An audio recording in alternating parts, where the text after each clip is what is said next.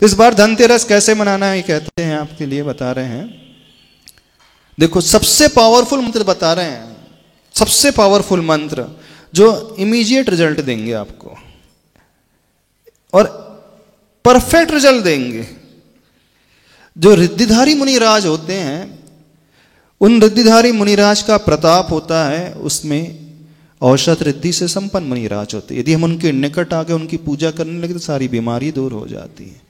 अक्षिण महानस रिद्धि होती है, उनके निकट आ गए तो घर बार की समस्या दूर हो जाएंगी, आहार पानी की समस्या दूर हो जाएंगी। जिसे ज्ञान चाहिए उसे ज्ञान की प्राप्ति हो जाएगी, जिसे निरोगता चाहिए उसका स्वास्थ्य ठीक हो जाएगा, जिसको बल अपना बढ़ाना है, मनोबल, वचन बल, काय बल, उस भाव को रख करके उन रिद्धियों को ध्यान में रखते हुए उन गंधर्व परमेष्टि की याद कर लोगे, पूजा कर लोगे तो आपके भीतर अंतरंग में वो गुण आ जाएंगे। और अंतरंग में वो गुण आ गए तो बाहरंग सब कुछ व्यवस्था अपने आप होते चले जाएगी। क्योंकि वे मंत्र जो हैं, वे मंत्र मात्र मुनि महाराज के लिए गौतम गणधर परमेष्टि के द्वारा दिए गए मंत्र हैं, गणधर वलय के मंत्र मात्र मुनि महाराज को कहने कर लिए कहे गए। और जब मुनि महाराज उन मंत्रों का ध्यान करते हैं तो उनको भिन्न भिन्न प्रकार की रिद्धियां अपने आप प्रकट हो जाती हैं। तो आपको किसी कुबेर मंत्र के, लक्ष्मी मंत्र के, लक्ष्मी यंत्र के चक्कर में नहीं पड़ना है। कोई यंत्र नहीं, कोई मंत्र नहीं, कोई तंत्र नहीं, कोई टोना नहीं, कोई टोटका नहीं। मंत्र तो लेना आलम्बन, क्योंकि मंत्र भी तब फलेगा, सुनना इस बात को, जिस मंत्र की आप जाप करोगे ना, वो जाप आपको 2 तारीख को बताएंगे।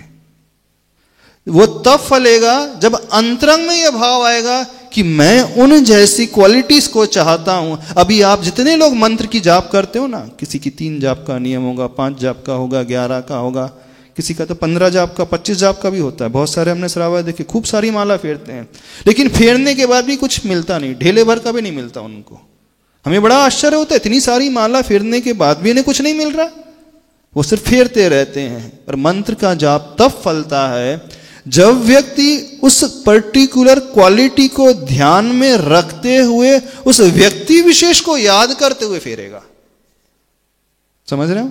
तो इस बार क्या करना है, उस धनतेरस को उन रिद्धियों को और रिद्धि से संपन्न उन मुनिराज को अपने हृदय में, अपनी मस्तिष्क में ला करके, क्योंकि वे रिद्धियां जो हैं बल को बढ़ाने वाली, मनोबल, वचन बल, काय बल को बढ़ाने वाली, वो रिद्धियां जो हमारे रोग को शांत करने वाली, वे रिद्धियां जो हमारे ज्ञान को बढ़ाने वाली, और जिसका ज्ञान कैलिबर जागृत हो जाएगा वो किसी भी क्षेत्र में जाएगा, कुछ भी इनोवेटिव, कुछ भी कार्य कर सकता है। वो कुछ भी नया कार्य करेगा, उसको उसमें अवश्य सफलता मिलेगी, जो ज्ञान रिद्धि आदि को, रिद्धि से संपन्न मुनिराज को याद कर लेगा। तो वहां पे औषध रिद्धियों से संपन्न मुनिराज, चारण रिद्धि से संपन्न मुनिराज, यानी आप जो चाहते हो संसार में वे सारी की सारी रिद्धियां मुनिराज के पास गर्भित है। तो इस बार धनतेरस में नहीं, उस 2 तारीख को क्या करना, उन एक एक रिद्धि मंत्र की जाप और उस गुण की ओर दृष्टि रखते हुए और गुणी की ओर दृष्टि रखते हुए उस भाव पक्ष को लेकर के भाव तरीके से फेरोगे, उसका चमत्कार अब अपने जीवन में देखना। तैयार हो? लेकिन तरीका क्या है? द्रव्य पक्ष वाला तरीका बिल्कुल नहीं, भाव पक्ष वाला तरीका। अभी होता क्या है, मंत्र तो फिरता है लेकिन भाव नहीं जप पाते, और भाव तब बनेंगे जब हम मुनिराज को, आज वर्तमान में कौन है वैसे रिद्धिधारी मुनिराज? अभी तो वैसे तो है नहीं, लेकिन आचार्य परमेष्टि गुरुदेव, उनके भीतर कुछ अलौकिक शक्तियां हैं, बिल्कुल फैक्ट है, सत्य है, अलौकिक शक्तियां जिसे आप भी नहीं जान पाएंगे, हम भी नहीं जान पाते। कुछ ऐसी दिव्य शक्तियां हैं, ऐसी दिव्य ऊर्जा है जो दुनिया में किसी के पास नहीं है।